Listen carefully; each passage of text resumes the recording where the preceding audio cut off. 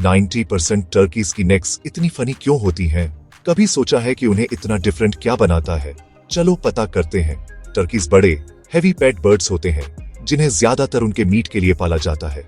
उनके ब्रॉड पंख होते हैं, लंबी नेक्स होती हैं और मेल टर्कीज अपनी गर्दन से लटकती हुई फंकी रेड वॉटल दिखाते हैं।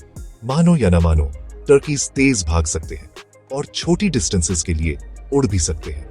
ये बर्ड्स ग्रेन्स, सीड्स और बग्स खाना बहुत पसंद करते हैं और अमेरिका में वे एक सुपरस्टार बर्ड हैं, फेमस और लव्ड।